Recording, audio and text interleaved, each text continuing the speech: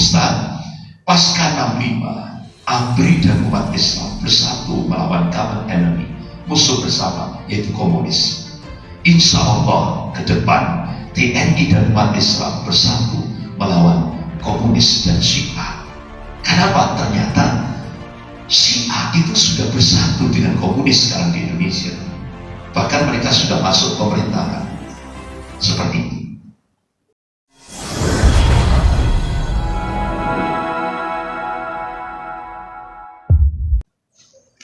Assalamualaikum warahmatullahi wabarakatuh. Innal hamdalillah nahmaduhu wa nasta'inuhu wa nastaghfiruh wa na'udzu billahi min shururi anfusina wa min sayyiati a'malina. May yahdihillahu fala mudilla lahu wa may yudlil fala hadiya lahu. Asyhadu an la ilaha illallah wahdahu la syarika lahu wa asyhadu anna Muhammadan abduhu wa rasuluh.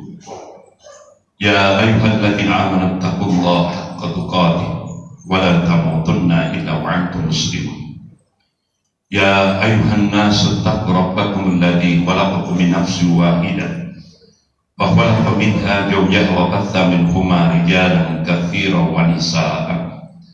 Wattaqullaha alladzi tas'aluna bihi wal arham innallaha kana 'alaikum raqiba.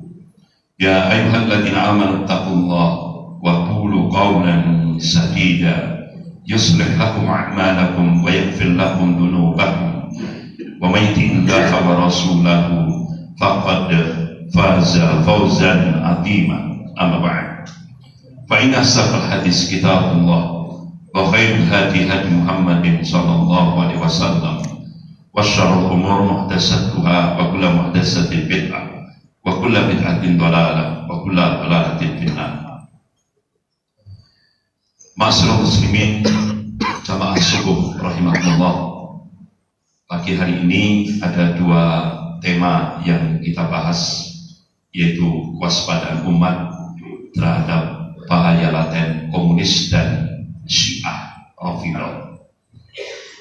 Tapi untuk pagi hari ini kita menuntaskan yaitu kewaspadaan umat terhadap bahaya laten komunis. Bapak-bapak, ibu-ibu yang dirahmati Allah, saya awali dengan prolog tentang Syiah Rafidhah supaya nanti bisa dijadikan gambaran tentang apa itu Syiah Rafidhah.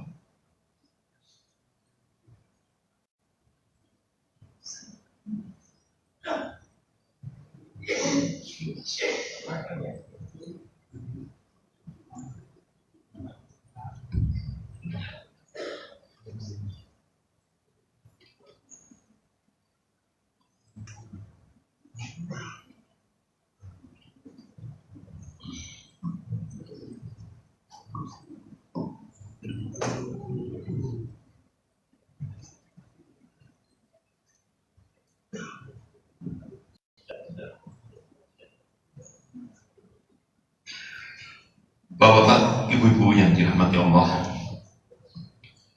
Rasulullah SAW ketika beliau dialog dengan sahabatnya Hudzaifah bin Yaman radhiyallahu anhu, Rasulullah mengatakan nanti sepeninggal Rasulullah akan muncul qaumun yastanuna bighairi sunnati wa yahduna bighairi hadi.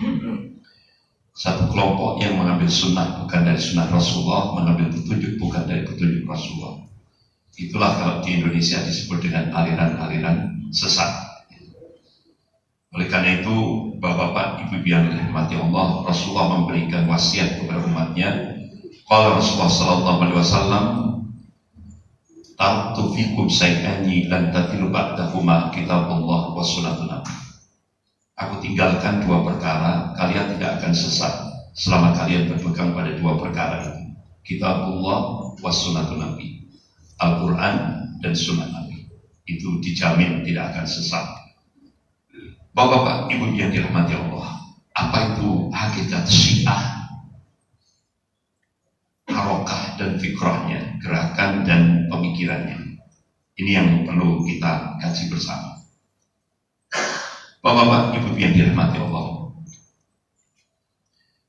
Rasulullah sallallahu alaihi wasallam mengingatkan pada umatnya, qala Nabi sallallahu alaihi wasallam, idza tuharu fitan aw bidah wa subh ashabi fa'ala al-alim ayyudhiru ilmahu fa in lam yaf'al fa'alayhi la'natullah wal malaikatu wan nasi ajma'in la yaqbalullah minhu sarfan wa la 'adlan. Rasulullah mengingatkan, apabila terjadi fitnah, apabila muncul fitnah atau bid'ah di mana sahabat-sahabatku dicaci maki, maka Rasulullah memberikan seruan pada orang-orang yang alim, orang-orang yang paham terhadap masalah ini untuk menyampaikan ilmunya. Akan tetapi jika orang-orang alim itu tidak mengindahkan perintah Rasulullah SAW, orang-orang yang berilmu tadi tidak mengindahkan perintah Rasulullah SAW, maka kata Rasulullah, laknatullah, laknat dari Allah dan para malaikatnya dan manusia seluruhnya mengenai dia. La yaqbalullahu min sarfan wala adlan. Dan semua ibadahnya baik yang fardu maupun sunnah tidak akan diterima oleh Allah Subhanahu wa taala. Jadi ini ada perintah dari Rasulullah pada orang-orang yang berilmu untuk menyampaikan ilmunya, terutama tentang kesesatan yang itu bisa menjauhkan kaum muslimin dari Al-Quran dan hadis. Bahkan pernah satu saat Rasulullah di sampingnya ada Ali bin Abi Thalib radhiyallahu anhu, ada Ibnu Abbas radhiyallahu anhu. Rasulullah memanggil, ya Ali, saya bunuh fi ummati qaumun yantahiduna hubbal ahlul bait. Kata Rasulullah, wahai Ali, sepeninggalku nanti akan muncul satu kelompok yang berlagak cinta kepada ahlul baitku, kepada keluarga. Jadi itu sudah Rasulullah sudah memberikan warning. Nanti sepeninggal Rasulullah ada kelompok yang mengaku berlagak dia cinta pada keluarga Rasulullah, tapi sebenarnya itu takiyah, bohong. Lahum nabjun yusammauna rafidah. Cirinya kata Rasulullah, cirinya rafidah. Kenapa disebut rafidah? Karena dia mengikuti Abdullah bin Sabah, yaitu orang Yahudi yang pura-pura masuk Islam di tengah-tengah kaum muslimin. Dia munculkan fitnah-fitnah yang akhirnya kalau kita lihat asbabul wurudnya, sampai terjadilah peristiwa pembunuhan terhadap Khalifah Utsman bin Affan radhiyallahu anhu. Makanya bapak-bapak, ibu-ibu lihat kalau baca surah Al-Kahfi, pas ketemu dengan ayat faliyatalattaf, itu warnanya merah.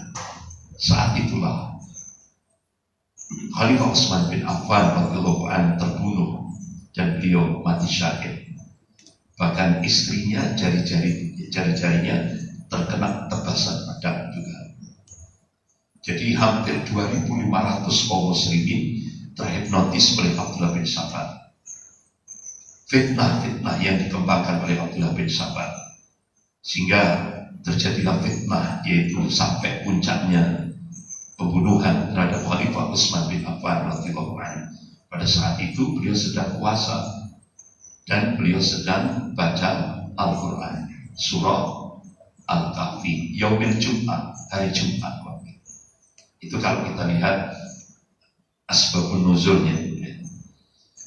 Bapak-bapak, ibu-ibu yang dirahmati Allah, Rasulullah perintahkan qatiluhum fa innahum musyrik. Perangi dia karena mereka musyrik. Ini rawahu Tabrani. Bapak-bapak, ibu-ibu yang dirahmati Allah, Syekh Muhammad Quraim Rajih. Syekh Muhammad Quraim Rajih ini adalah pemegang sanad Al-Quran tertinggi sedunia ini. Dia pemegang sanad Al-Quran tertinggi. Beliau ini gurunya Syekh Sudes, Imam Masjidil Haram. Beliau juga gurunya Syekh Surem, Imam Masjidil Haram. Jadi beliau memberikan taujih, nasihat. kami di Syria atau Suriah dulu seperti kamu hidup damai, sehingga kami lupa sampai membiarkan Syiah berkembang secara perlahan. Akhirnya sekarang Syiah memerintah kami, menguasai kami. Jadi bapak-bapak, ibu yang dirahmati Allah, di Suriah itu Syiah secara kuantitas cuma 10% jumlahnya. 10%. Mayoritas Ahlus Sunnah. Seperti kita di Indonesia, mayoritas. Nah, akan tetapi umat Islam di Suriah itu dia masa bodoh gitu, cuek gitu. Masa bodoh, apakah bahasa kita di Indonesia ini buta politik gitu. Jadi buta politik. Yang penting ibadah, sudah. Masa bodoh terhadap perkembangan Syiah. Akhirnya yang 10% menguasai pemerintahan sampai mengendalikan, yang dipimpin oleh Hafidh Assad, bapaknya Bashar Assad. Nah, akhirnya apa yang terjadi?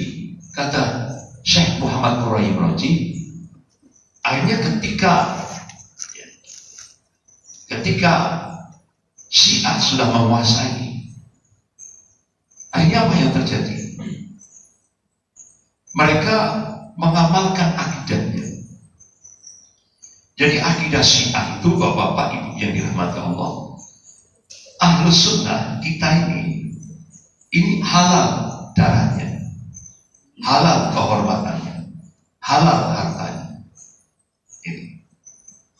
Makanya kenapa bapak-bapak, ibu yang dirahmati Allah, Majelis Ulama Indonesia Pusat mengeluarkan 2 buku.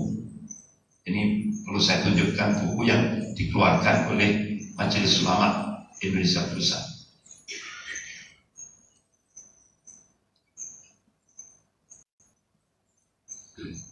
Yang pertama yaitu Panduan Majelis Ulama Indonesia, jadi MUI Pusat ini, tentang mengenal dan mewaspadai penyimpangan Syiah di Indonesia,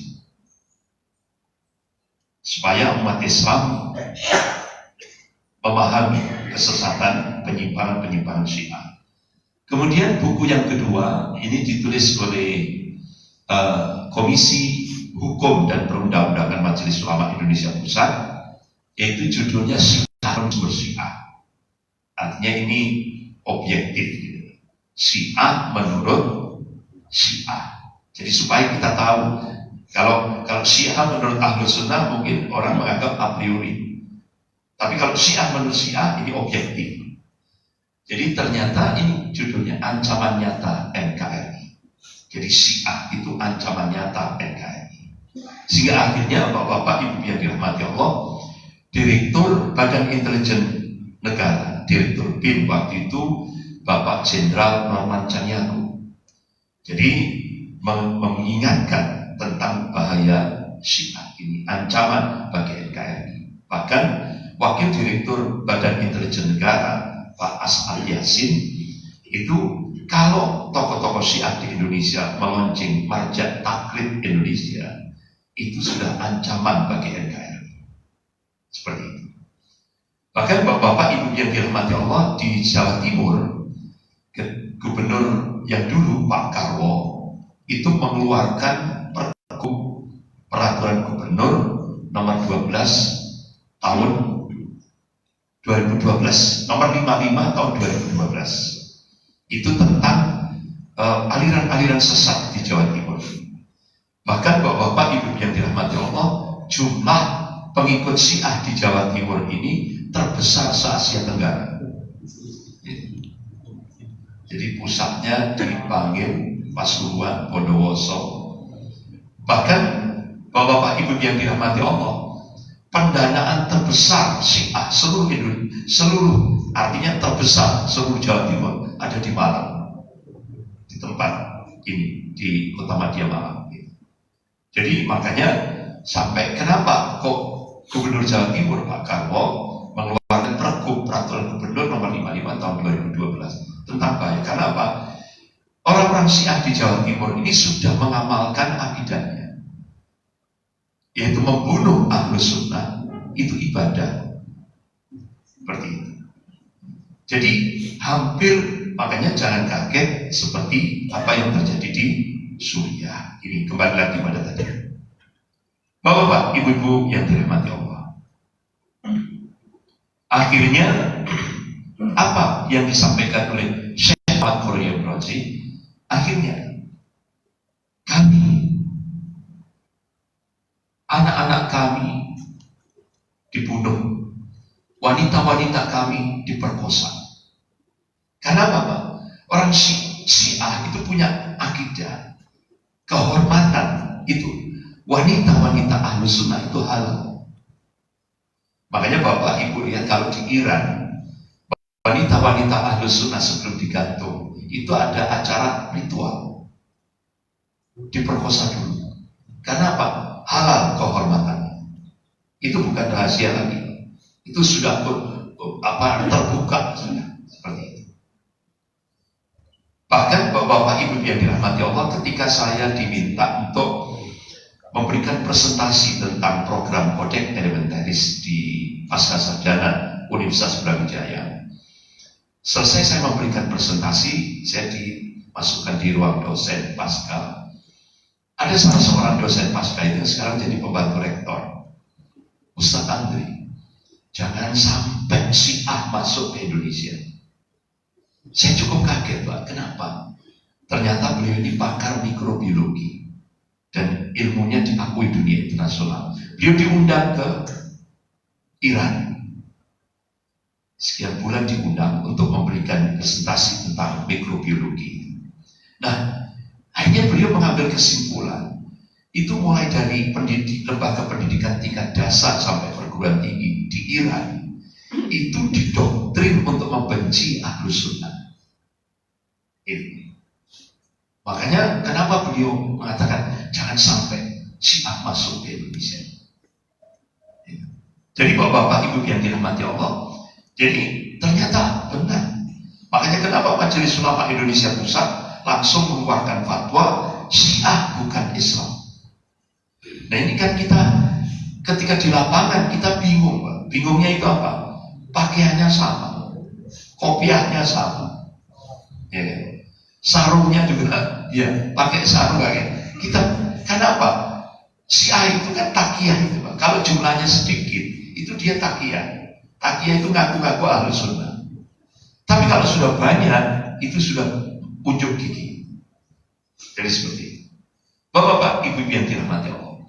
Makanya beliau Syekh Muhammad Foroyil Razi ini memberikan nasihat kepada umat Islam, dunia Islam. Jangan lupa dan jangan sesekali membiarkan Syiah berkuasa di tempat-tempat kalian, di negara-negara kalian.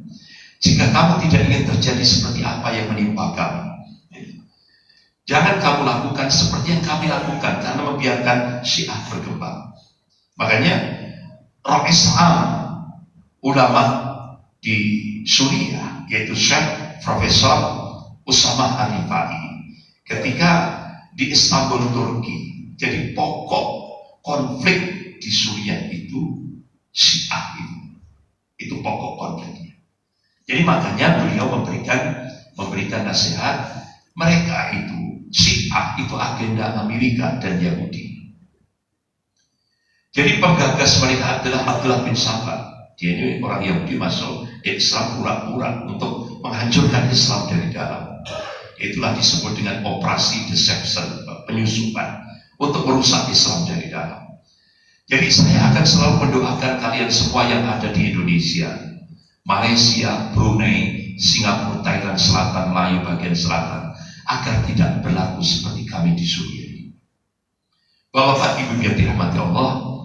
Nah, informasi dari Kepala Badan Intelijen Negara, waktu itu Bapak Jenderal Norman Cahyaku.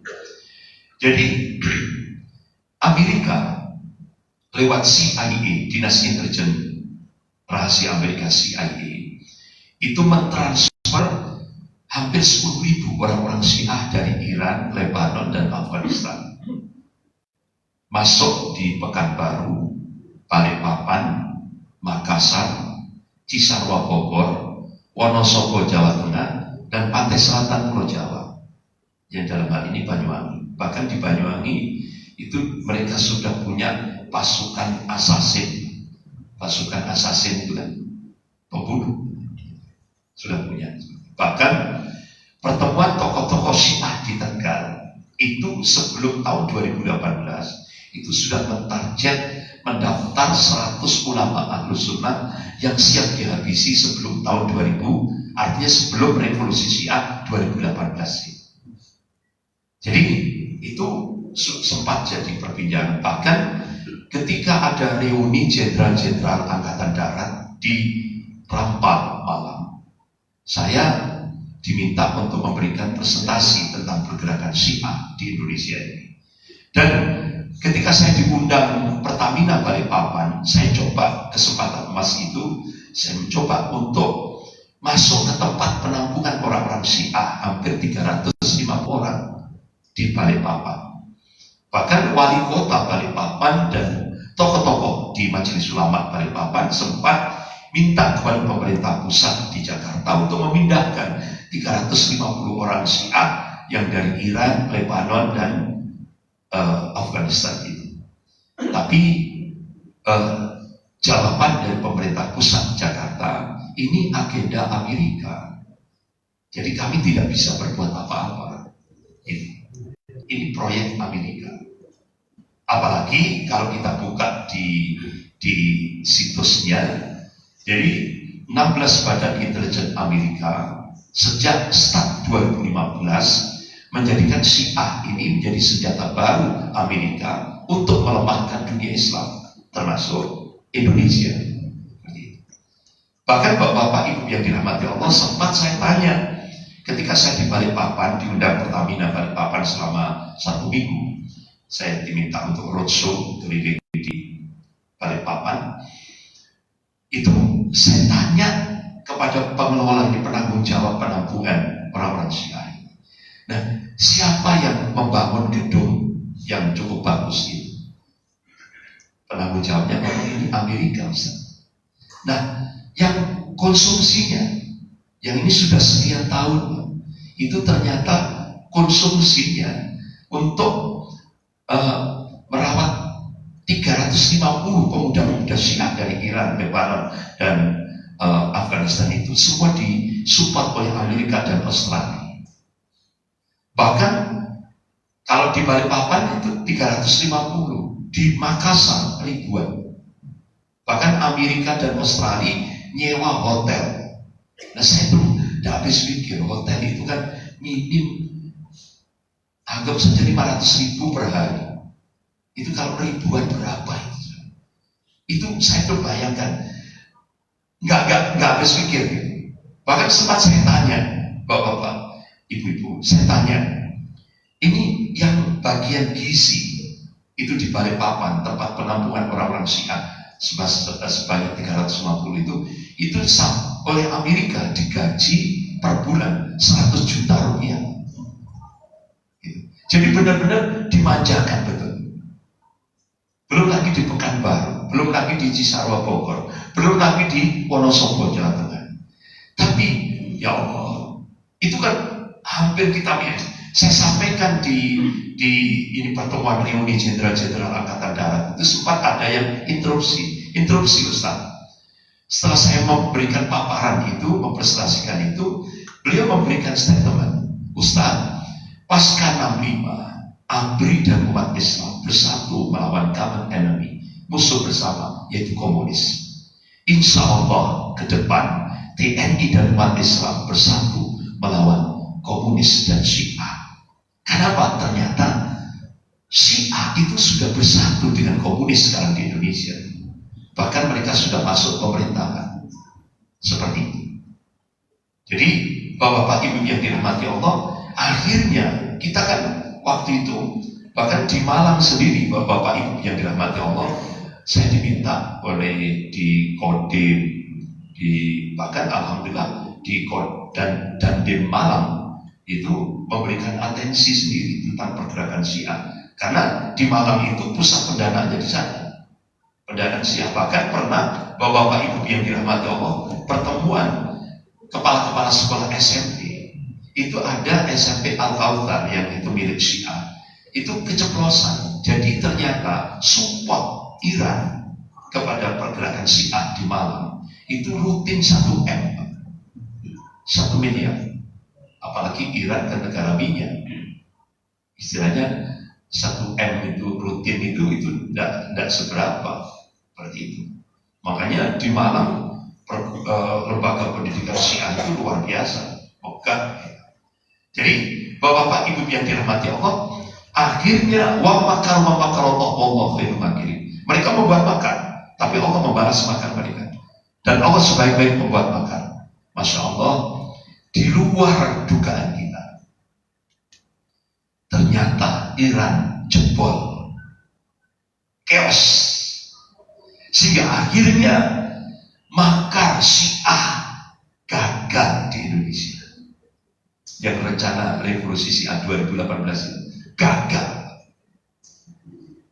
Sementara Amerika terkuras habis pendanaannya karena kasus di Afghanistan dan Irak. Jadi ini sudah makarnya Allah. Gagal. Bahkan ketika beberapa ini sempat juga saya diundang duet gitu di Garut, Bapak-bapak di Garut, di Aula Kabupaten Bogor, Kabupaten Garut. Jadi saya dapat informasi langsung dari Pak Kiflan Zen waktu itu. Jadi alhamdulillah ini makannya Allah, pertolongan Allah, alhamdulillah gagal revolusi Syiah. Padahal ini miris kita itu. Bapak-bapak, Ibu yang dirahmati Allah. Nah, akhirnya siapa yang melaksanakan nasihat Syekh Muhammad Ibrahim Raji? Cuma 2 negara, Malaysia dan Brunei Darussalam. Indonesia enggak. Jadi Brunei, Malaysia dan Brunei Darussalam langsung menyambut, merespon nasihat Syekh Muhammad Ibrahim Raji. Jadi kalau di Malaysia, kalau di Brunei ada orang istilahnya menyampaikan ajaran Syiah gitu, langsung kena hukuman 3 tahun penjara, denda 5.000 ringgit, dan hukuman cambuk 6 kali. Tegas. Kalau di Indonesia enggak, karena memang saya dapat info, karena kas negara kosong. Kas negara kosong. Apalagi Indonesia kan sangat bergantung dengan Amerika. Amerika, apalagi sekarang ditambah Cina. Jadi makanya jangan kaget Pak, itu ribuan orang-orang Syiah mengadakan acara Asyura di Gedung Bung Karno kemarin, ya beberapa hari kemarin. Itu malah yang memberikan sambutan Menteri Agama, bahkan dapat rekomendasi dari Polri. Jadi satu sisi Majelis Ulama Indonesia Pusat menyampaikan tentang bahayanya Syiah, ancaman NKRI, tapi satu sisi kas negara kosong. Kan kita yang paling banyak kan utangnya. Nah, itu. Jadi akhirnya itu dilema. Majelis Ulama dilema. Jadi akhirnya kita lihat kan kemarin beberapa hari yang lalu itu acara Asyura di Gedung Bung Karno, ribuan yang hadir. Jadi gitulah. Ya kita masih punya Allah. Mudah-mudahan Allah selamatkan Indonesia. Bapak-bapak, ibu-ibu yang dirahmati Allah. Kembali ke ini tadi, bapak-bapak, ibu-ibu, prolog saja masalah Syiah. Tapi insya Allah nanti akan ada waktu lain kita bahas tentang bagaimana akidah Syiah, bagaimana penyimpangan-penyimpangan Syiah, terutama dalam aspek akidah. Itu nanti ada pembahasan sendiri. Bapak-bapak, ibu yang dirahmati Allah, saya kembali kepada kewaspadaan umat terhadap bahaya laten komunis. Sejarah, karena kita pembahasan sejarah dulu, historis.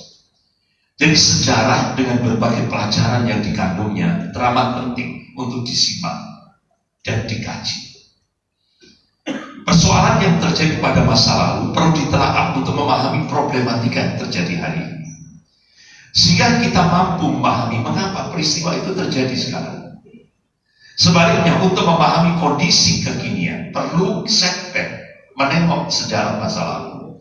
Bahkan untuk memahami sejarah masa lalu pun terkadang memerlukan pemahaman tentang kekinian, atau kalau bahasa ulama-ulama fikih itu fikih waqi'iyah, jadi realitas di lapangan. Bahkan Allah Subhanahu wa Ta'ala menyebutkan dan banyak tempat bahwa hukum perulangan sejarah itu berlaku umum. Sebagaimana Allah ingatkan dalam surah Al-Fat ayat 23. A'udzubillahi minasyaitonir rajim. Sunnatullahi allati qad khalat min qabl wa lan tajida li sunnatihi tabdila. Jadi hukum Allah atau sunnatullah itu berlaku sejak dulu, kata Allah. Dan kalian tidak akan pernah menemukan perubahan akan sunnatullah.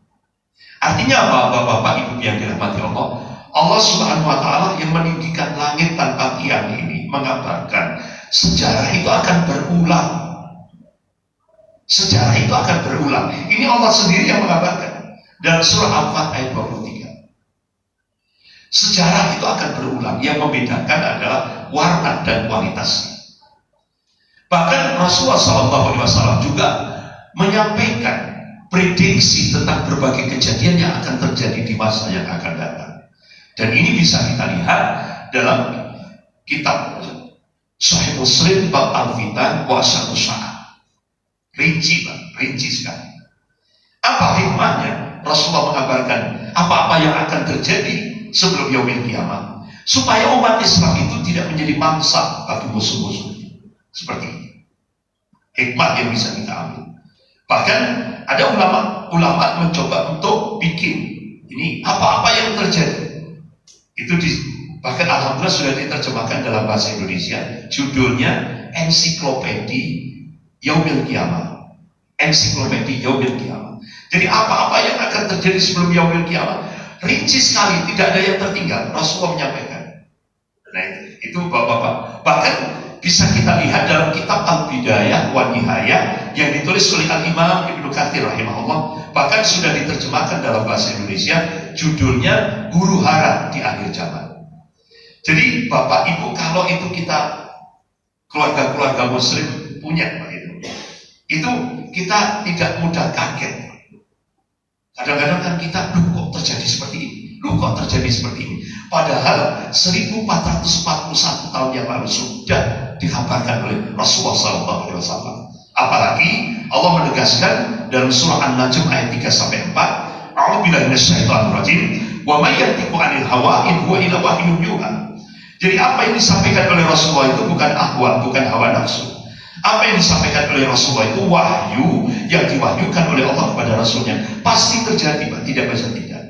Jadi kalau kita punya buku itu yang ditulis oleh Al-Imam Ibnu Katsir, judulnya Huru Hara di Akhir Zaman, itu apa yang kejadian seperti yang kita lihat sekarang ini, oh ternyata sudah dikabarkan oleh Rasulullah. Kita tidak mudah kaget.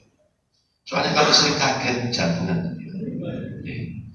Bapak-bapak, ibu yang dirahmati Allah, coba kita lihat dari sisi sejarah. Siapa yang menciptakan ideologi komunis? Karl Marx, orang Yahudi. Kenapa orang Yahudi? Kalau Bapak Ibu buka Al-Quran, hampir satu juz penuh Allah mengungkap tentang karakter Yahudi. Bahkan ada seorang mufassir namanya Syekh Mustafa Al-Maraghi, namanya ada tafsir Al-Maraghi ya. Itu beliau mengkaji satu juz dalam Al-Quran itu ada 76 karakter Yahudi.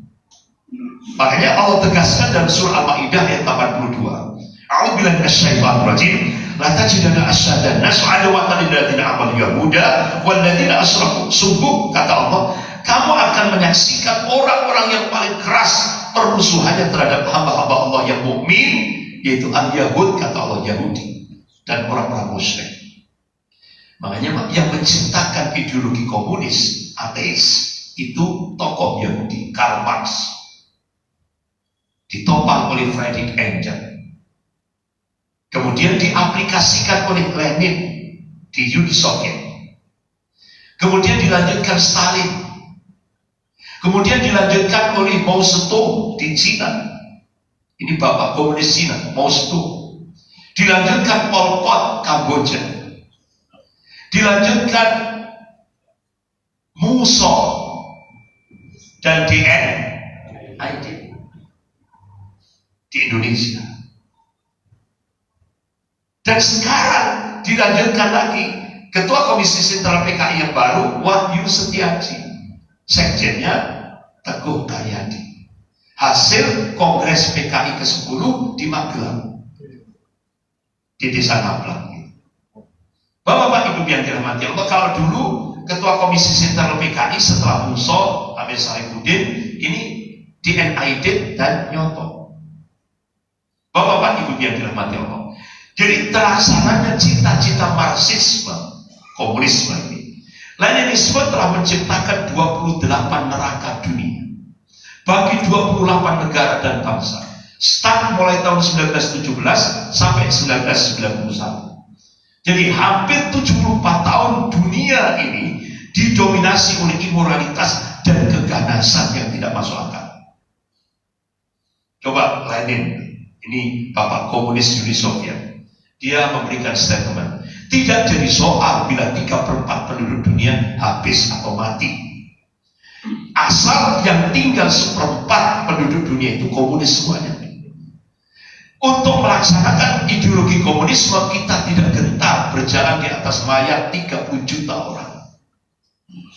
Ini Lenin, 30 juta haus darah ideologi komunis. Bahkan diktator Palu Arit Mao Zedong, bapak komunis Cina.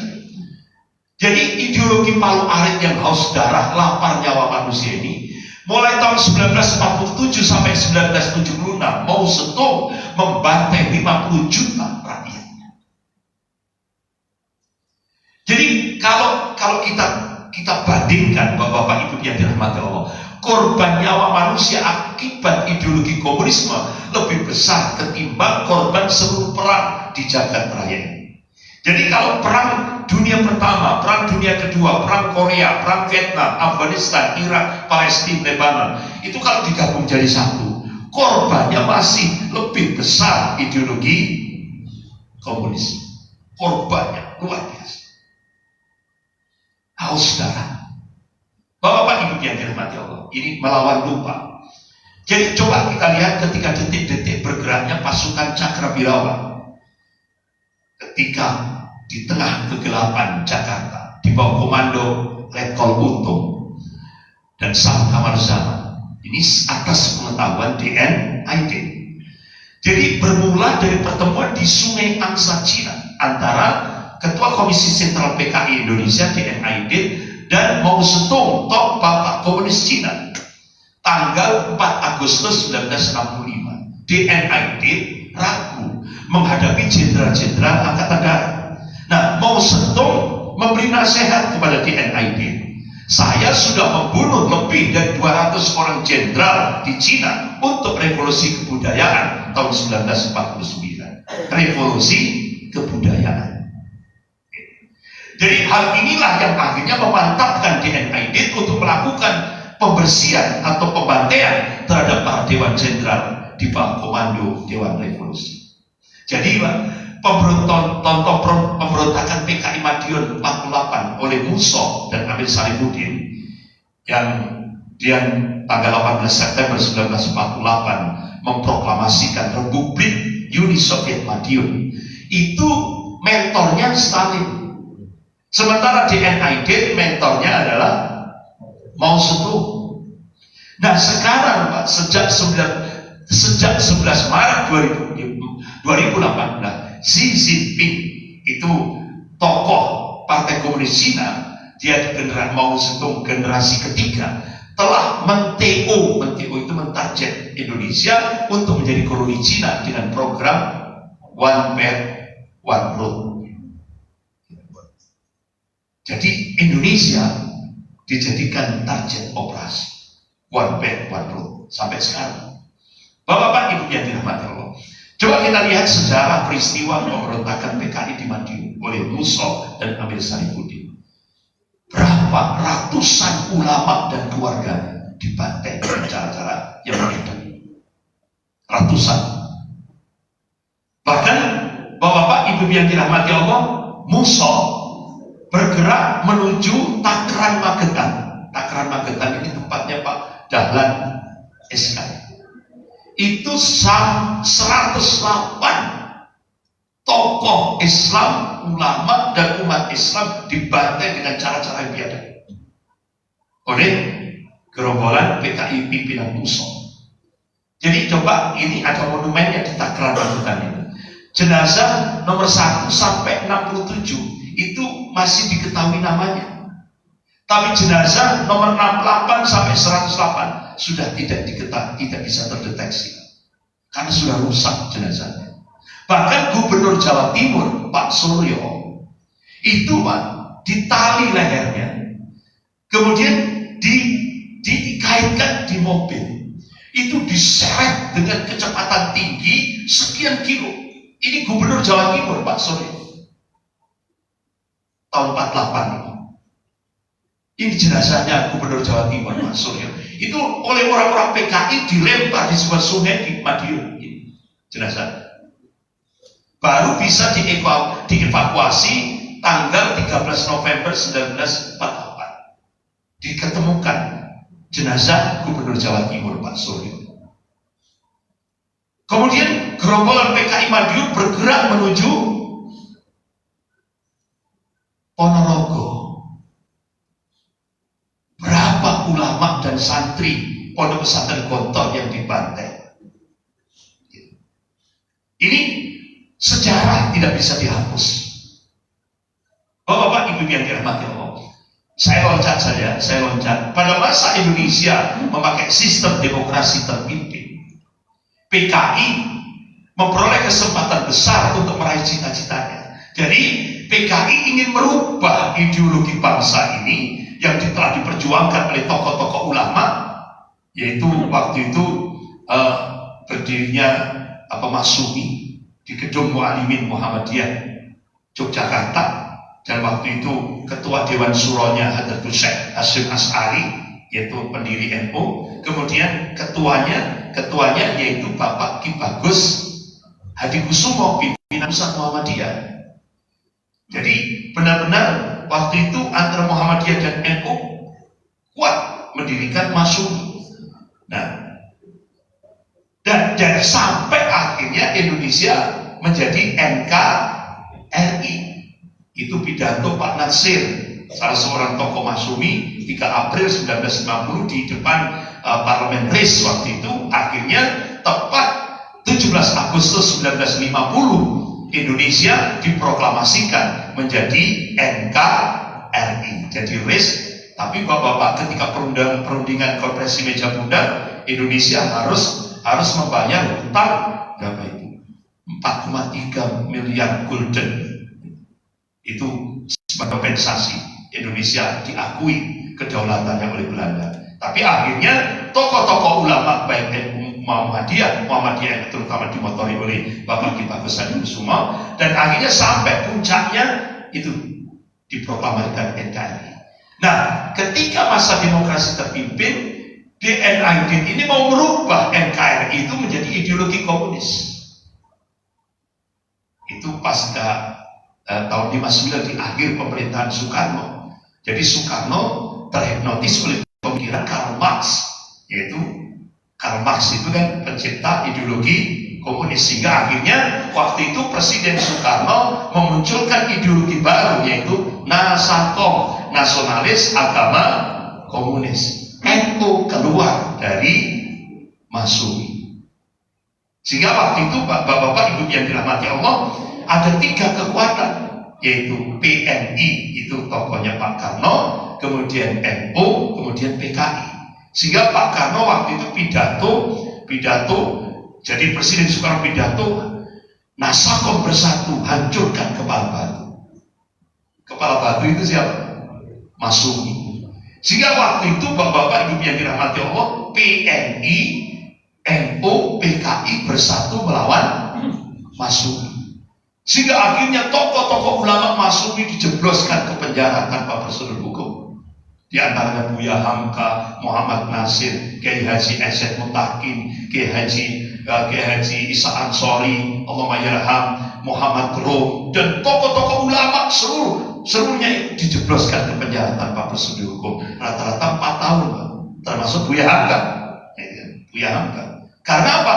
Jadi seluruh ulama dijebloskan ke penjara tanpa prosedur hukum karena menolak ideologi Nasako. Kira-kira sejarah berulang kan? Jadi Bapak-bapak Ibu yang dirahmati Allah, coba kita lihat. Ini jaya-jayanya PKI, jaya-jayanya PKI. Jadi waktu itu duet Presiden Soekarno dan DN Aidin, duet. Bapak-bapak yang sepuh masih ingat itu. Jadi waktu itu baliho-baliho di Jakarta, ini Karl Marx, Friedrich Engels, Presiden Soekarno, dan Ketua Komisi Sentral PKI DN Aidin. Jadi bapak-bapak waktu itu ini duet kepemimpinan nasional, yaitu Soekarno dan DN Aidin. Ini di depan jutaan masa PKI. Ini jaya-jayanya PKI di Indonesia. Ini jutaan di Jakarta. Masa jaya-jayanya PKI. Nah, sehingga bapak-bapak Ibu yang dirahmati Allah, petualangan politik PKI di era demokrasi terpimpin, artinya Pancasila yang diakui oleh Komisi Sentral PKI waktu itu adalah Pancasila versi pribadi Soekarno 1 Juni 45. Jadi Pancasila 1 Juni, bukan Pancasila 18 Agustus. Beda lah. Pancasila 1 Juni dengan Pancasila 18 Agustus 45 beda. Kalau Pancasila 1 Juni itu ketuhanan yang berkebudayaan, itu ditaruh sila kelima. Kalau Pancasila 18 Agustus 1945 itu ketuhanan yang Maha Esa, itu sila pertama, dan itu kompromi. Dan terakhir puncaknya itu artinya Pak Bung Hatta dengan Pak Ki Bagus Hadi Kusumo, pimpinan pusat Muhammadiyah. Itu tauhid, Pak, diyakini oleh pimpinan pusat Muhammadiyah Ki Bagus Hadi Kusumo, itu tauhid. Nah, sekarang Pancasila yang dipakai 1 Juni kan, bukan 18 Agustus. Jadi sejarah berulang. Jadi ini Pak. Jadi Pancasila 1 Juni itu sila pertama nasionalisme atau kebangsaan Indonesia, sila kedua internasionalisme atau kemanusiaan, sila ketiga mufakat atau demokrasi, sila keempat jalan sosial, sila kelima ketuhanan yang berkebudayaan. Makanya muncullah Islam Nusantara. Jadi Islam Nusantara itu Islam yang bercampur dengan kesyirikan. Makanya bapak-bapak ibu-ibu jangan kaget. Seluruh Indonesia itu digalakkan kearifan budaya lokal. Artinya apa? Umat Islam ini diminta untuk kembali kepada budaya-budaya syirik. Terasa nggak kira-kira? Terasa. Biayanya luar biasa.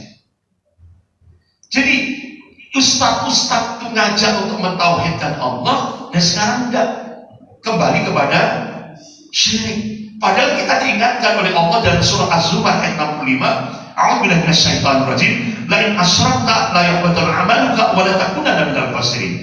Allah tegaskan, kalau kamu berbuat syirik, hapus amal-amalmu. Sholat kita, puasa kita, zakat kita, haji, umrah kita, bangun masjid, hapus Pak. Ini Allah tegaskan sendiri. Wa huwa fil akhirati minal khasirin. Di akhirat nanti dia termasuk orang yang rugi. Nah, rugi di akhirat dan neraka. Bahkan Allah tegaskan dalam surah An-Nisa ayat 48. A'udzubillahi minasyaitonir rajim. Innallaha la yaghfiru an yushraka bihi wa yaghfiru ma duna dzalika liman yasha wa may yusyrik billahi faqad iftara itsman 'aziman. Sesungguhnya Allah tidak mengampuni dosa syirik, dan Allah mengampuni dosa selain syirik bagi yang dikehendakinya. Wa may yusyrik billah faqad iftara itsman 'aziman. Barang siapa yang berbuat syirik, maka kata Allah dia melakukan dosa besar yang paling besar. Bahkan Rasulullah ketika duduk bersama sahabatnya Abu Bakar As-Siddiq radhiyallahu anhu, Rasulullah memberi wasiat, ala unabbiukum bi akbaril kabair. Maukah kamu aku tunjukkan satu dosa besar yang paling besar? Rasulullah mengulang-ulang 3 kali. Qala al-israku billah, al-israku billah, al-israku billah. Ini dosa besar yang paling besar. Nah, sekarang ini digalakkan. Nah, mungkin kita bertanya-tanya, apakah pernah diingatkan oleh Rasulullah? Pernah. Rasulullah pernah mengingatkan. Kalau Rasulullah sallallahu alaihi wasallam, la taqumu sa'ah hatta tuqatil muslimun. La taqumu sa'ah hatta talhaqa qabailu min ummati bil musyrikin wa hatta ta'budu qabailu min ummati al-awthan. Ini hadis sahih rawahu Abu Dawud. Tidak akan terjadi kiamat hingga kelompok-kelompok umatku mengikuti ahlus syirik. Jadi Rasulullah mengabarkan semakin akhir zaman umat Rasulullah yang mengikuti kesyirikan semakin banyak. Tidak hanya banyak, double W, banyak. Ini sudah terjadi. Bapak-bapak Ibu yang dirahmati Allah, coba kita lihat. Setelah DNID, Ketua Komisi Sentral PKI DNID dipanggil Presiden Soekarno, DNID minta 15 juta masa tani dan buruh supaya dipersenjatai. Ini yang disebut dengan angkatan kelima. Akhirnya 1 tahun sebelum pemberontakan PKI, yaitu 65, DNID memberikan statement, saya Pancasila, saya pembela Pancasila, saya Indonesia.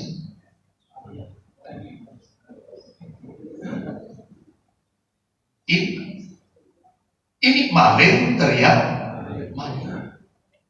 Bahkan Subandrio, tokoh PKI, 1 tahun sebelum pemberontakan PKI, dia nuduh Dewan Jenderal Angkatan Darat mau melakukan kudeta. Dan tahunya yang melakukan kudeta PKI. Ini sudah trik-trik PKI. Maling teriak maling. Sekarang muncul lagi, Pak.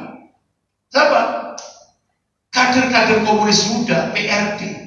Coba jargonnya PRD apa? Menangkan Pancasila. Coba. Aneh kan ini, Pak? Kader muda komunis cita-citanya memenangkan Pancasila. Ini kembali lagi peristiwa dulu.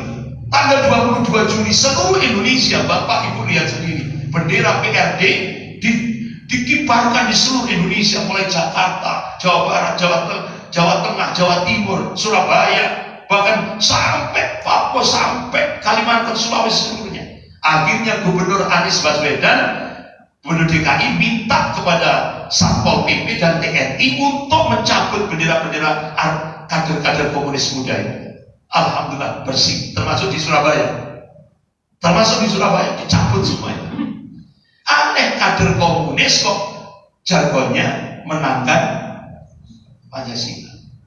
Nah, Bapak-bapak, makanya salah satu jenderal yang selamat dari pembunuhan yang dilakukan oleh pasukan Cakrabirawa ini, yaitu Jenderal Abdul Haris Nasution. Jadi kalau kata beliau, tidak mungkin seseorang berjiwa komunis sekaligus Pancasilais. Karena cita-cita komunis itu ingin menghilangkan agama. Kalaupun mereka beragama itu hanya kedok. Nah, sejarah berulang.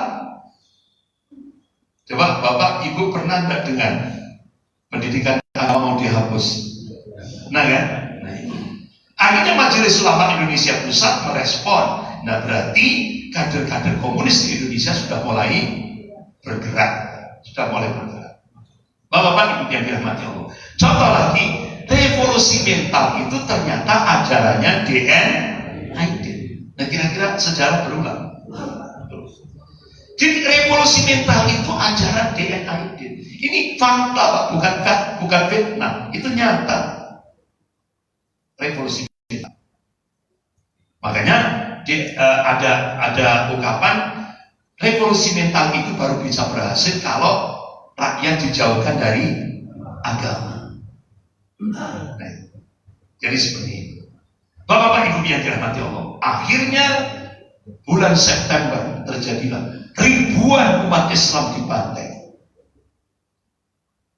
Kita lihat mulai dari Banyuwangi, ya, Kanigoro, Blitar, terus sampai Jawa Tengah.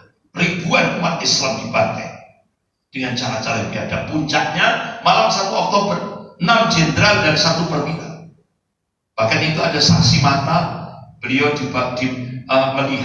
melihat di belakangnya kendaraan. Jadi beliau mengendap-endap gitu, melihat bagaimana wanita-wanita gerwani sambil nyanyi-nyanyi, genjer-genjer itu nyeret-nyeret jenazah 6 jenderal dan 1 perwira sampai dimasukkan ke lubang buaya. Itu ada biasanya orangnya biasanya kalau pas bulan September itu diwawancarai di stasiun televisi. Masih ada itu Pak, saksi sejarah. Dia melihat sendiri. Bapak-bapak Ibu yang dirahmati Allah, akhirnya puncaknya ABRI dan umat Islam bersatu melawan komunis. Pasca 65, ABRI dan umat Islam bersatu melawan komunis. Bapak-bapak Ibu yang dirahmati Allah, jadi kronologis peristiwa waktu itu yang dimotori oleh Kolonel Sarwo Edi Wibowo. Jadi gedung RRI Pusat dan kantor pusat dari komunikasi dapat direbut kembali tanpa pertumpahan darah oleh satuan RPKAD, yaitu pimpinan Kolonel Sarwo Edi Wibowo yang sekarang jadi Kopassus.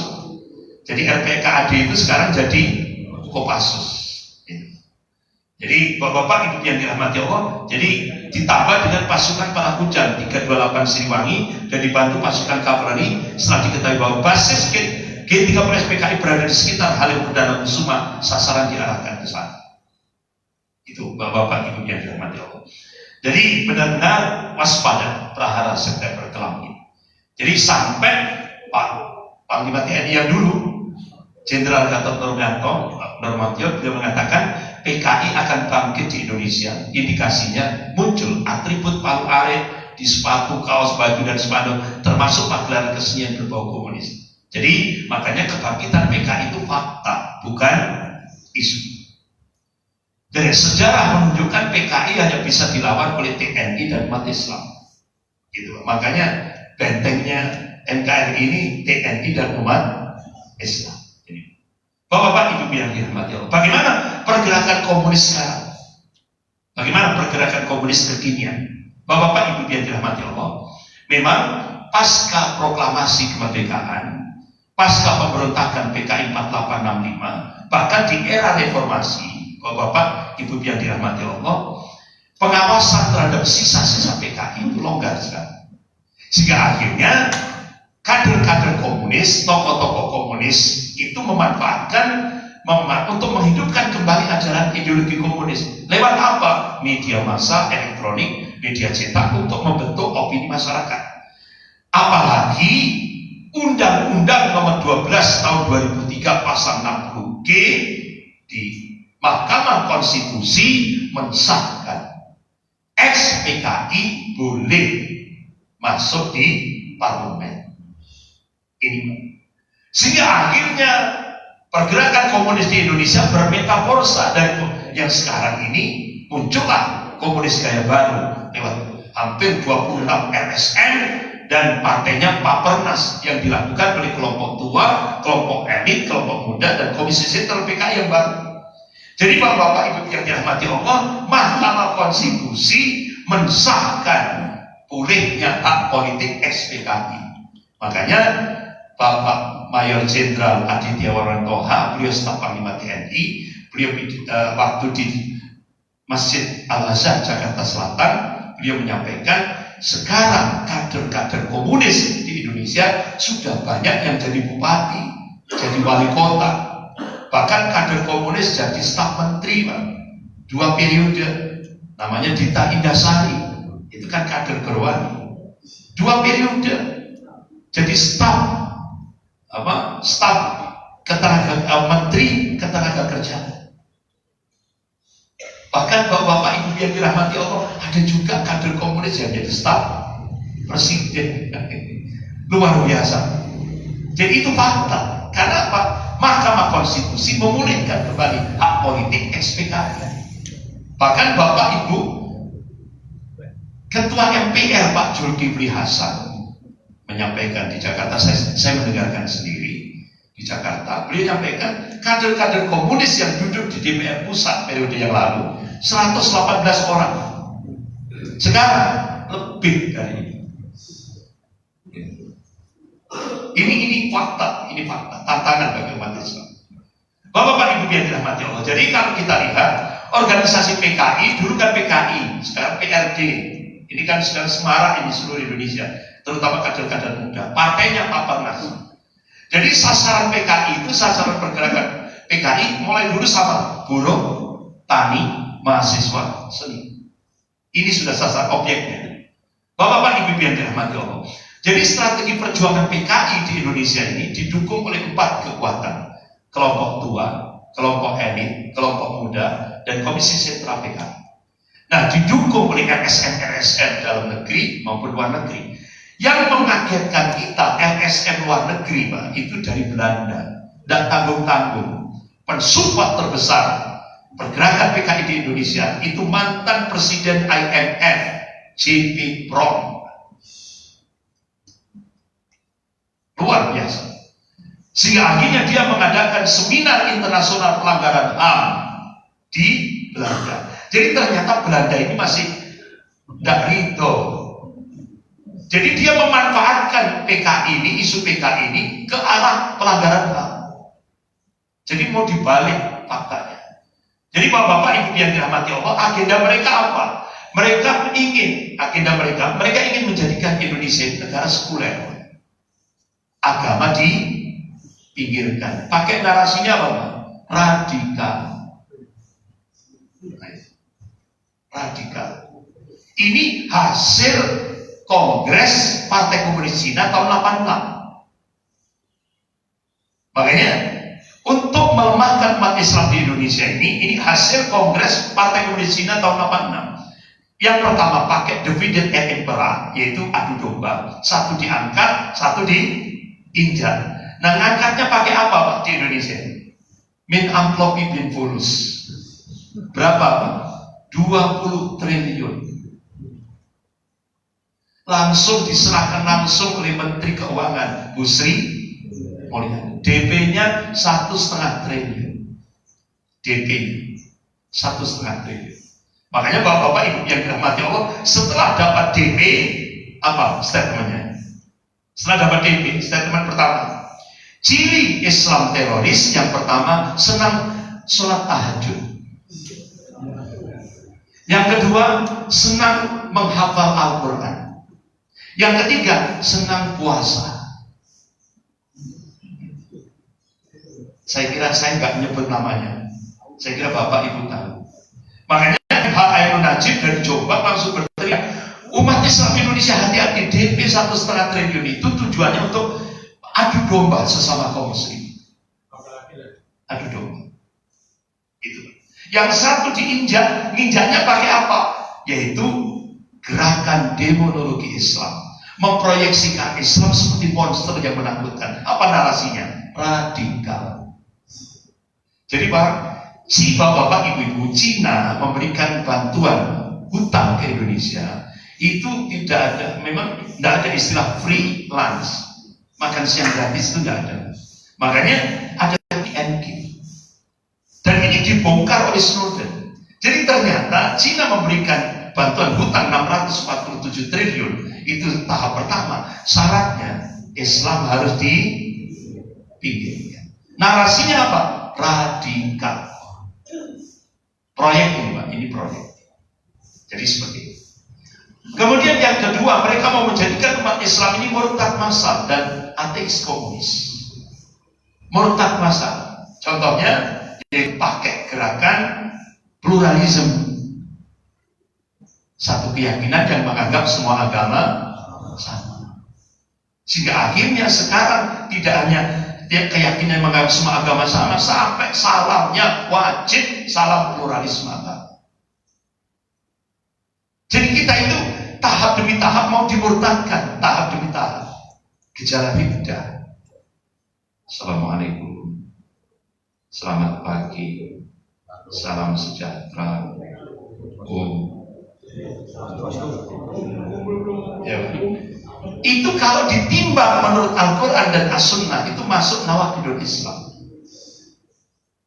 Ulama-ulama semua sepakat, tidak ada ikhtilaf, tidak ada perbedaan pendapat. Jadi kita itu mau dimurtadkan.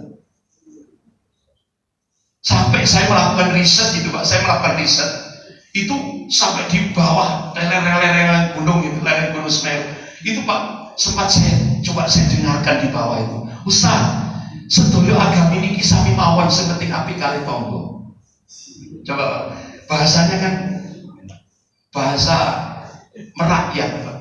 Tapi itu kalau ditimbang menurut Al-Quran dan hadis, itu masuk nawaqidul Islam, batal keislaman. batal syahadatnya. Jadi seperti itu. Kita miris, dan itu sudah semarak. Jadi ini. Kemudian yang ketiga, agenda mereka mau menguasai ekonomi. Baru mereka setelah menguasai ekonomi, mereka akan menguasai politik dan kekuasaan. Terus sudah terjadi di Indonesia. Dan ini diungkap oleh Ketua MPR ketika pertemuan tokoh-tokoh ulama di Asrama Haji Pondok Gede, Jakarta. Saya mendengarkan sendiri. Ini sudah terjadi. Kemudian yang keempat, mereka mau menyingkirkan pribumi dari NKRI. Dan ini diungkap oleh Guru Besar Ilmu Politik UI, Profesor Nazarudin Samsudin. Bahkan terakhir Profesor Salim Said. Itu. Yang kelima, mereka ingin menjadikan Indonesia negara komunis. Nah, ini tantangannya dua, TNI dan umat Islam. Ini masih. Yang keenam, mereka ingin melemahkan TNI. Sudah berjalan belum? Sudah. TNI sekarang levelnya sudah turun drastis. Kalau dulu tingkat dunia level 3, sekarang 19. Makanya Bapak Ibu jangan kaget, persenjataan TNI dengan persenjataan Polri lebih canggih. Polri sudah berjalan, ingin melemahkan TNI. Dan yang 7, mereka ingin memecah belah NKRI. Ini yang harus kita potret Indonesia kekinian seperti ini. Bapak coba tokoh tuanya, yaitu Bejo Untung, yang dulu sempat masuk TV One. Bejo Untung, ini tokoh tua, kelompok tua, Bejo Untung. Ini kanan kirinya tokoh-tokoh Partai Komunis Cina. Jadi klaimnya sudah luar biasa. Dan saya salut. Apa salutnya? Agresifnya luar biasa. Padahal dia orang tokoh tua PKI, agresif. Sampai Ketua Komisi Sentral PKI yang sekarang ini minta pada seluruh wanita-wanita PKI wajib pakai jilbab. Itu sekarang. Dan itu sudah masuk pesantren-pesantren. Dimotori oleh Bejo Untung. Agresif Pak mereka. Coba Bejo Untung. Contoh ini Pak. Ini Dr. Robertus Robert. Ini Bejo Untung. Ini Bejo Untung Pak. Ini kan Bejo Untung ini. Ini Dr. Robertus Robert. Di Universitas Negeri Jakarta. Dia sudah mulai berani Pak. Dia katakan. TNI dengan nyanyian. TNI kalau bisa diganti dengan Menwa. Atau TNI kalau bisa diganti dengan Pramuka. Nah, saya kebetulan punya pengajian khusus di Malang, itu di markas Angkatan Darat. Jadi jamaah saya mulai prajurit sampai perwira. Nah, saya tanya Pak, Pak, TNI apa respon TNI terhadap pelecehan yang dilakukan oleh Dr. Robertus Robert? Ini kan ada Bejo Untung. Saya jawaban hanya bisik-bisik saja, Ustaz. Kalau kita melakukan perlawanan secara formal, hari ini juga kita dipecat. Astagfirullah. Itulah kondisi kita. Itu bisik-bisik. Pertanyaan saya kepada Bapak, pernahkah Robertus Robert ditangkap kemudian dipenjara? Disidang? Nggak mungkin. Disidang saja tidak mungkin.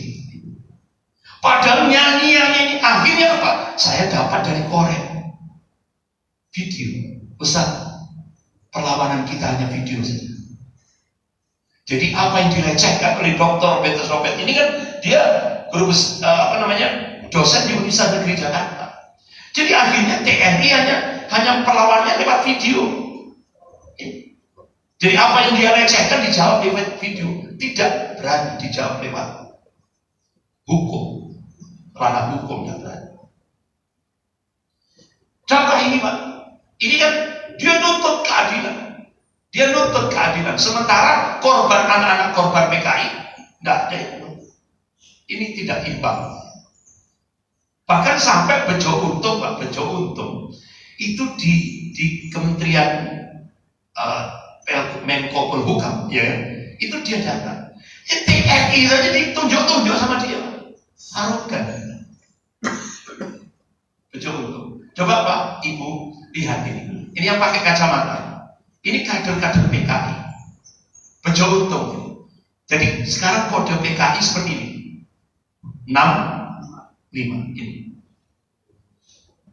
Bapak-bapak coba lihat, yang pakai kacamata, kira-kira sudah masuk istana? Luar biasa.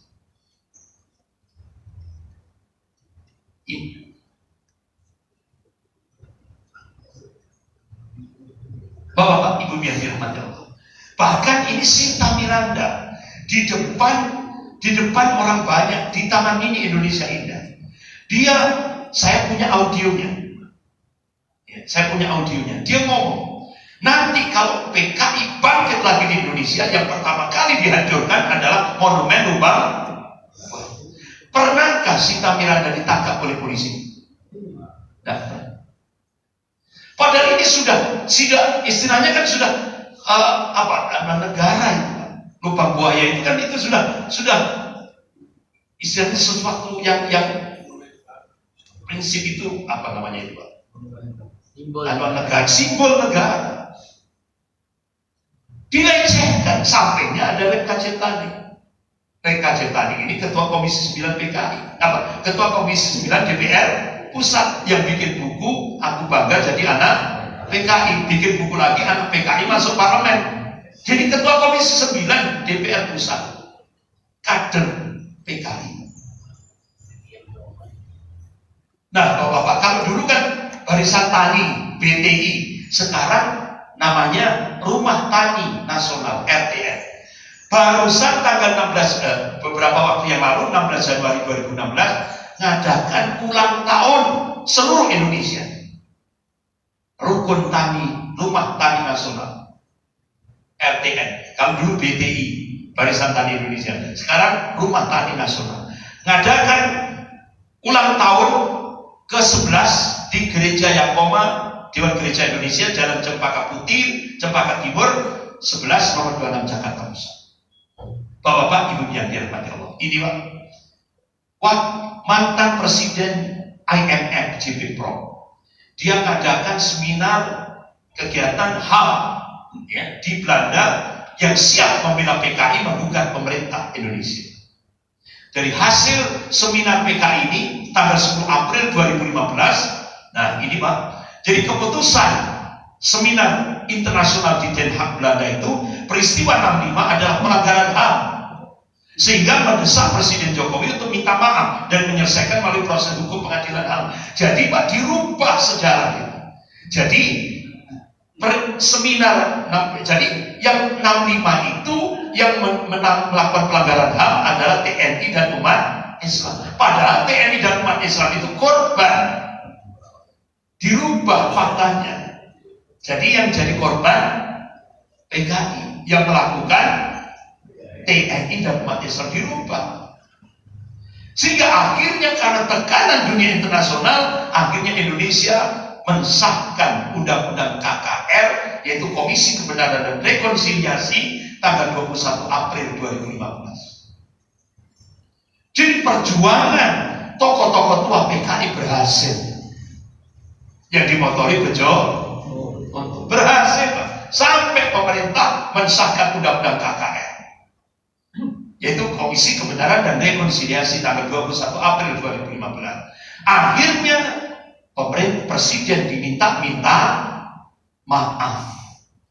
Nah, satu-satunya yang menolak perintah Presiden adalah Menteri Pertahanan, Jenderal Ria Mizar Triakudu. Jadi ketika Presiden minta kepada Menteri Pertahanan untuk membongkar kuburan massal PKI, ditolak. Kenapa? Itu kalau itu dilaksanakan bisa terjadi perang saudara. Akhirnya Menhan bicara tentang PKI, pakai logika saja. Yang berontak siapa? Yang membunuh duluan siapa? Yang bunuh tentara kita siapa? Masa yang berontak dan membunuh kita malah disuruh minta maaf? Itu sama saja saya dipukul, digebukin, terus saya suruh minta maaf. Kan tidak pada tempatnya.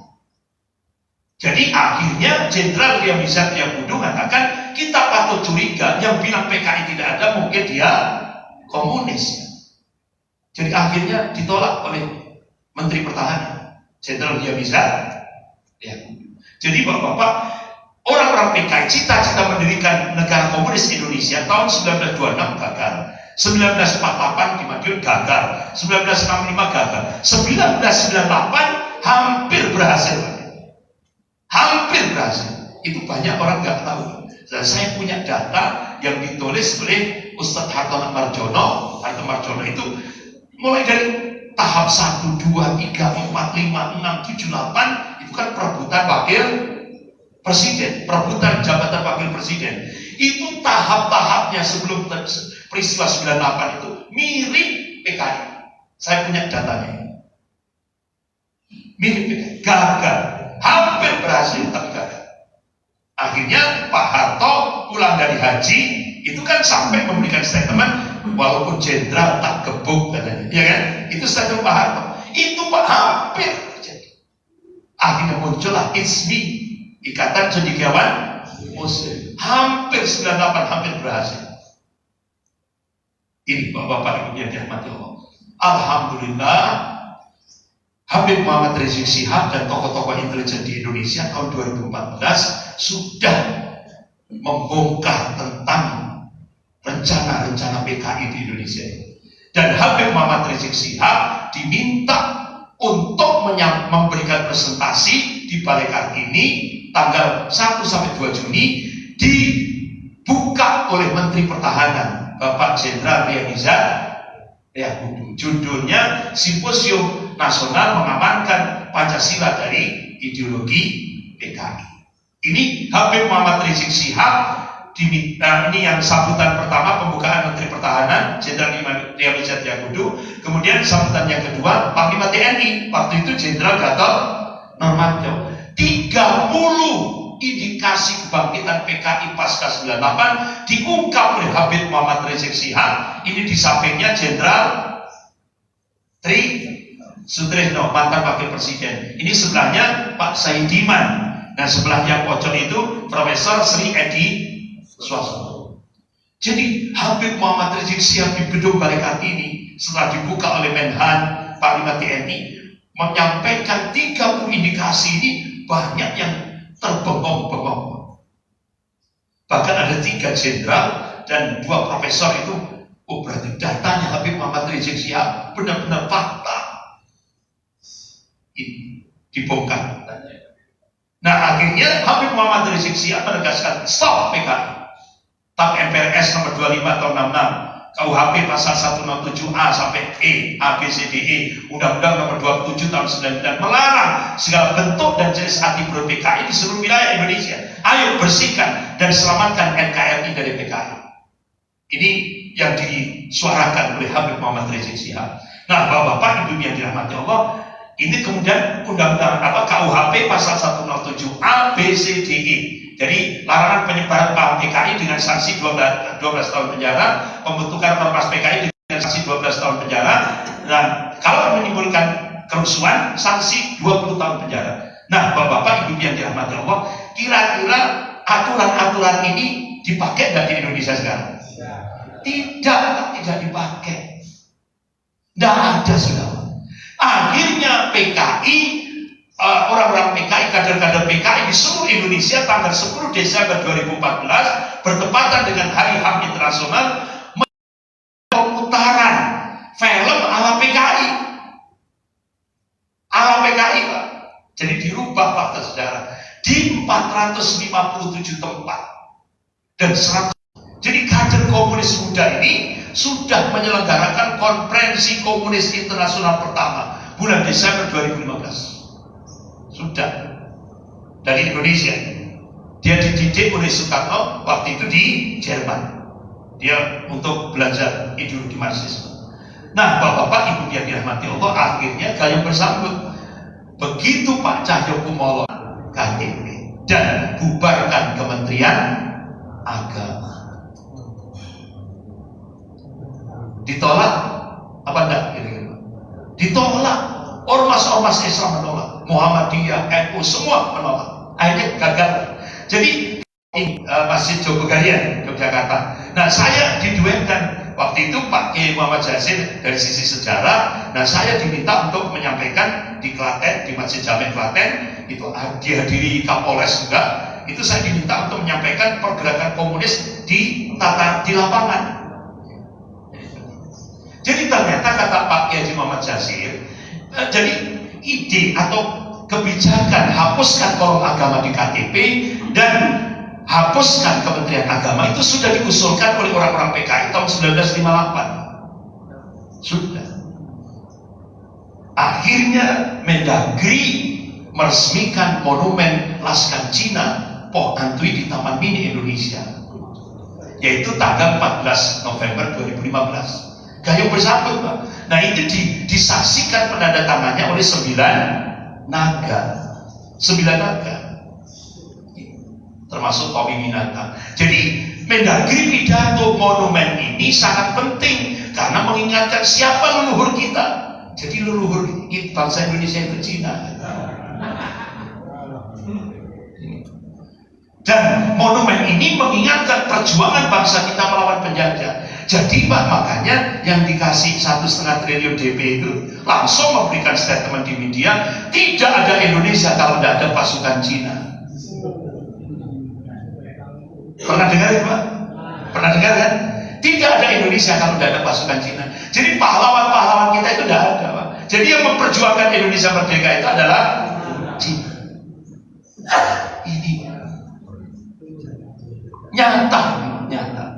Sehingga akhirnya Habib Muhammad Rizik Syihab hancurkan patung di Taman Mini Indonesia ini. Kenapa? Ini budayawan Betawi Pak Ridwan Saidi marah. Laskar Cina Poh Antui itu pengkhianat. Itu yang mendirikan penjajah Belanda. Dan Laskar Cina Poh Antui itu memperkosa wanita-wanita pribumi dan membunuh pribumi kalau tidak mau memberikan upeti kepada penjajah Belanda. Jadi Laskar Cina Poh Antui itu yang dirikan bentukan penjajah Belanda untuk mata-mata kepada pribumi. Nah sekarang jadi pahlawan. Bahkan Bapak-bapak di Terminal 3 Bandara Soekarno-Hatta Cengkareng itu Bapak-bapak itu ada baliho besar. Kalau ada pesawat turun landing itu kelihatan ada gambar Bung Hatta, Soekarno. Ini gambar-gambar pahlawan. Nah, dan tamunya ini kan ada Hadratus Syekh Hasyim Asy'ari, Kiai Haji Muhammad Dahlan. Nah ini Pak, ini Mushol sama DNID. Jadi sekarang Mushol sama DNID jadi pahlawan. Akhirnya ormas-ormas Islam minta jangan turunkan baliho di Bandara Terminal Soekarno-Hatta. Besar Pak baliho. Jadi sekarang Mushol dan DNID jadi pahlawan Indonesia. Astagfirullah. Kira-kira baru tahu nih Pak. Ini fakta di lapangan. Bapak-bapak, Ibu yang dirahmati Allah, bahkan seminar membela PKI itu diadakan di gedung LBH Jakarta tanggal 16 sampai 17 September 2017. Aman Pak, aman. Bahkan dijaga polisi.